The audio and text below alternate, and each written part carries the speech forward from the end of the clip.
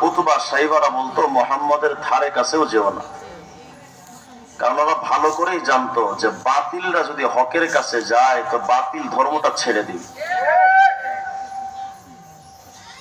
আমরা কারোর সাথে ফাইট করার জন্য দুনিয়াতে আসিনি, কারোর সাথে ঝগড়া বিবাদ এটা আমাদের, কিন্তু আমাদের একটা পরিচয় আছে।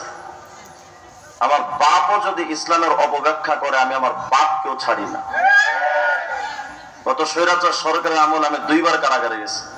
একবার প্রথমবার নিয়ে তো আমাকে গুম করে রাখছে, কোথায় রাখছে আমি নিজেও জানতাম না।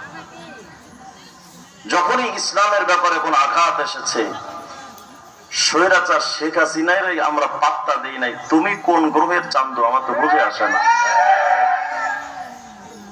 ইসলামের অপব্যাখ্যা যেই করবে তাদের ব্যাপারে আমাদের জবান চলতে থাকবে। কারণ আমি ব্যক্তিগতভাবে রাজনীতি করি না শুধু একটা কারণে, রাজনীতি করলে আমার দলের পূজা করা লাগবে।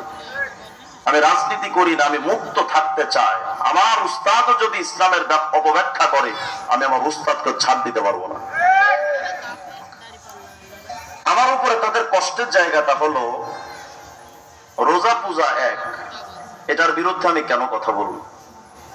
নবীজি সাংবাদিক, এটার বিরুদ্ধে আমি কেন কথা বলবো?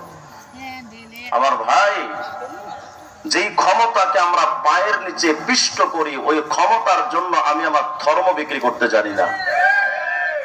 এটা আমাদের জীবনের প্রত্যয়।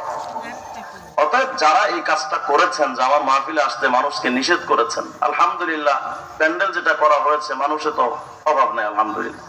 বাধা দিয়ে কি হবে? এগুলো কইরেন না, এটা ছোট মানসিকতার পরিচয়। আমি এখানে কোনো রাজনৈতিক ব্যক্তি হিসেবে আসিনি, রাজনৈতিক কোনো বক্তব্য আমি দিব না। তবে হ্যাঁ, ইসলামের জন্য আমাদের যেটা করণীয় বর্জনীয় সেগুলো আমাদের মানুষের চোখে আঙ্গুল দিয়ে বলা উচিত, ঠিক না? আল্লাহ তাআলা আমাদের সবাইকে হিদায়াত দান করেন, আমিন বলেন। আর গলা ছেড়ে আওয়াজ দিয়ে বলেন তো আল্লাহু আকবার। মুহতারাম হাজিরিন, পবিত্র কালামুল্লাহ থেকে একটি আয়াত আপনাদের সামনে তেলাওয়াত করেছি। আমরা যারা এখানে এসেছি আমরা বড় ভাগ্যবান উম্মত। কেন? আমাদেরকে আল্লাহ তাআলা আখিরি নবী হযরত মুহাম্মদ রাসূলুল্লাহ সাল্লাল্লাহু আলাইহি ওয়াসাল্লামের উম্মত হিসেবে কবুল করেছেন। এটা অনেক বড় ভাগ্যের ব্যাপার। কেন ভাগ্যের ব্যাপার?